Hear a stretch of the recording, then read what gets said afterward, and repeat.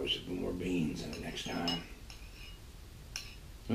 Oh, and here you come in. Saved you a bowl of my 3 a.m. chili. Man, you know, it's nights like these that remind me of when, how the story goes, that old man Scoville discovered this place.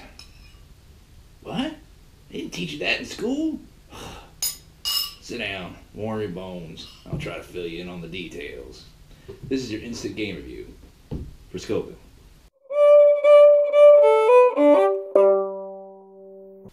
Scoville is a game of collecting and cultivating peppers, these things right here, and making them into chili and selling them off for various things. You're going to be doing this in a couple different ways. To start each round of the game, there's an auction, and each player will hold out an unknown amount of money, could be 0, and they will all pay that amount of money. Whoever gets the highest bid will get the first choice in what they call their high school pepper auction. And so the players will have randomly assigned choices at the start, whether they might want a blue or a red pepper, or they might want an orange pepper, which is a level 2 pepper, and we'll get to that in a minute.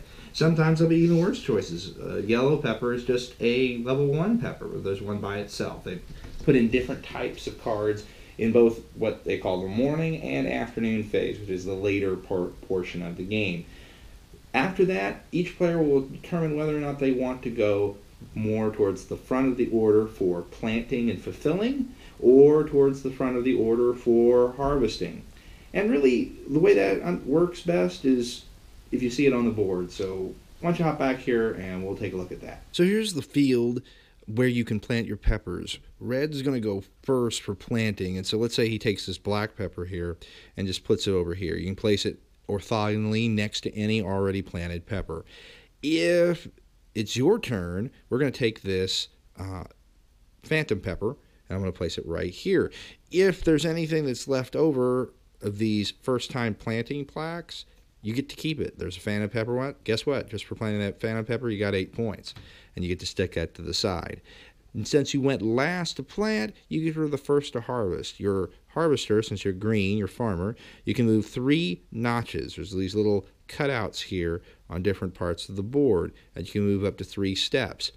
What happens when you harvest is you look at this wonderful table here, and based on the cross section, or they call it cross pollination, of the colors of peppers that are on the field, that determines your payout.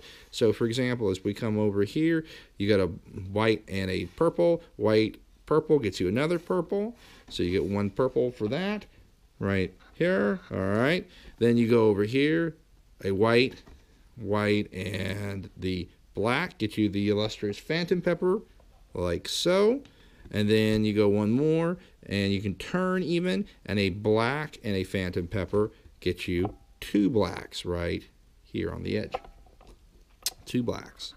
You also get 3 bonus power-up tiles during the game. These allow you to help manipulate your harvesting and planting phase. One lets you to double back, so you can literally turn around and go back to a spot that you already were at. You can also move additional steps, so you might actually be able to harvest a 4th pepper or get to a spot on the board that you wouldn't normally be able to get to, and thwart your opponent who was planning on you not to get there, because you actually block people off. They cannot move through your spot.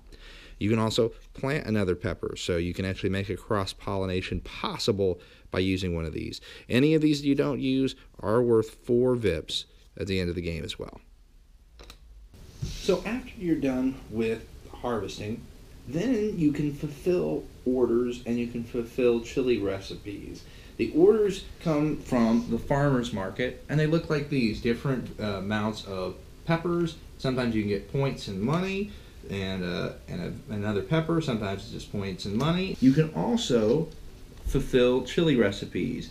They start out with some very basic ones, but then they can ratchet up to ones that require more peppers, higher level peppers, and sometimes the awesome phantom pepper as well. And the game ends when basically most of the chili recipes are gone. Sometimes they can do it where the orders, everybody just ignores the recipes and hits the order. for me, there's a couple of things that strike out about this game. First of all, the Phantom Pepper is pretty awesome looking right here. I mean, it is a nice sparkly resin. Here, maybe I'll even get it closer up for you. It is a beautiful sparkly resin, huge. It's probably the gaming resource that is the most desirable to get at the table ever since the Euphoria Gold Brick. I mean, whenever Euphoria comes out, it doesn't matter what you're doing. It doesn't even matter if it's even strategically feasible. You want one of these things. The same thing, the same feeling for me happens with these Phantom Peppers. You want one in the worst way, and they are hard to get.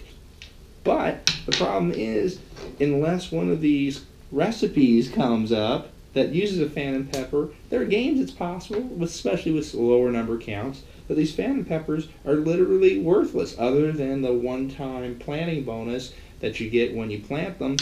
They aren't worth anything at all. To the auctions, I think I might have been just as satisfied if turn order was chosen, the way you choose turn order, just rotated around. There was a captain, first player or something, and then that way everyone had an equal turn. That combined with the fact that this here is a $1 1 unit chip. This here is a Puerto Rico colonist. It is barely larger than a Puerto Rico colonist. You literally can sit this on the brown line there on the piece of on this chip, and it fits right on top there. So these things, you're dropping them.